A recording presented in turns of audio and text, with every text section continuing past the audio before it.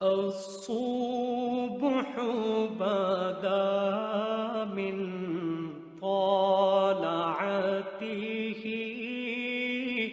والليل دجى.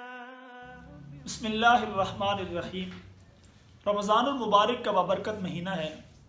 روزے دار کے بہت سارے فضائل ہیں. اللہ رب العزت کی ذات نے روزے دار کو بہت زیادہ نوازا ہے. اس کی روزانہ کی دعائیں قبولی کی ہیں، اور رمضان کی راتوں میں روزانہ لوگوں کو جہنم سے چھٹکارا عطا کیا ہے، اور جہنم کے دروازے بند کر دیے ہیں رمضان میں مرنے والے مسلمانوں کے لیے، اور جنت کے دروازے کھول دیے ہیں، اور جنت کو زینت بخشی ہے، اور جنت کو سجایا ہے روزے داروں کے لیے. اور پھر جنت کا ایک مخصوص دروازہ جس کو ریان کہا جاتا ہے، نبی اکرم صلی اللہ علیہ وسلم فرمایا جنت کا ایک مخصوص دروازہ ہے جس دروازے کو ریان کہا جاتا ہے. یہ دروازہ صرف روزے داروں کے لیے ہے، جس میں روزے داروں کے علاوہ کوئی شخص نہیں گزر سکے گا. اور جب سب روزے دار اس دروازے سے گزر جائیں گے پھر اس دروازے کو بند کر دیا جائے گا. یعنی جنت کے 8 دروازے ہیں اور مخصوص اعمال کے لیے مخصوص دروازے ہیں. کوئی تو ابوبکر صدیق رضی اللہ تعالیٰ عنہ جیسا شخص ہوگا کہ جب جنت کے دروازے پر آئے گا تو 8 کے 8 دروازے پکاریں گے، مرحبا یا صدیق، مرحبا یا صدیق، آج صدیق ہم سے گزر جا، آج صدیق ہم سے گزر جا. صدیق کے اعمال ایسے ہوں. لیکن ہمارے اعمال تو وہ نہیں ہیں. یہ ضرور ہے کہ ہم اگر روزے رکھیں گے تو ریان دروازے سے گزر جائیں گے، اور اسی طرح اگر باقی اعمال کریں گے، اگر ذکر اذکار کریں گے تو ذاکرین کے دروازے سے گزر جائیں گے. تو رمضان مبارک کے بڑے فضائل ہیں، ساتھ روزے دار کے بھی بڑے فضائل ہیں. جس طرح فضائل بہت زیادہ ہیں اس طرح رمضان میں گناہ کرنے والے لوگوں کے لیے وعیدات بھی بہت زیادہ ہیں.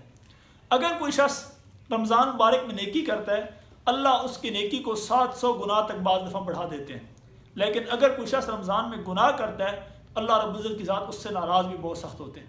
نبی اکرم صلی اللہ تعالی وسلم کے ارشاد کے مفہوم ہے، آپ نے فرمایا کہ میری امت کے وہ لوگ جو رمضان مبارک کی قدر کریں گے، جب تک وہ رمضان مبارک کی قدر کریں گے وہ رسوائی سے بچے رہیں گے. صحابی رسول نے عرض کیا یا رسول اللہ رسوائی سے کیا مراد ہے؟ فرمایا وہ لوگ جو رمضان مبارک کی قدر نہیں کریں گے، یعنی رمضان میں بھی گناہ نہیں چھوڑیں گے. کوئی شراب پیے گا، کوئی زنا کرے گا، کوئی گناہ نہیں چھوڑے گا تو کل اس کو اگلے رمضان تک اللہ رب العزت کی ذات کی اور فرشتوں کی اور جو ہے وہ نیک لوگوں کی اس پر لعنت برستی رہے گی. اور اگر وہ اگلے رمضان سے پہلے مر گیا تو اسے کوئی نیکی جو ہے اسے بچا نہیں سکے گی اور وہ جہنم کے اندر جا گرے گا. تو جس طرح رمضان مبارک میں نیکی کرنے کا اجر و ثواب بہت زیادہ ہے، اسی طرح رمضان مبارک میں گناہ کرنے کا اوپر وعید بھی بہت سخت آئی ہے. لہٰذا ہمیں چاہیے کہ ہم رمضان مبارک کی صحیح معنوں میں قدر کریں، اور اگر رمضان مبارک میں زیادہ نیک اعمال نہ کر سکیں تو کم از کم خاموش بیٹھیں، کوئی لغو باتیں نہ کریں، اپنے کانوں سے لغو باتیں نہ سنیں، اپنے ہاتھوں سے کوئی ایسے گناہ کی کام نہ کریں، اپنے پاؤں سے گناہ کی طرف چل کر نہ جائیں، کسی کو گناہ کی دعوت نہ دیں، گناہ کا ذریعہ نہ بنیں، گناہ کو پھیلائیں نہیں. ایسے سارے اعمال کریں جو اللہ اور اس کے پیغمبر کی رضا والے ہوں. ایسا کوئی عمل نہ کریں جو اللہ اور اس کے پیغمبر کی ناراضگی کا سبب بنے.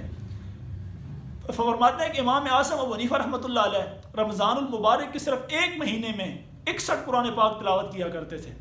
ایک قرآن کریم روزانہ دن کو، ایک روزانہ رات کو اور ایک تراویح کے اندر پڑھا کرتے تھے.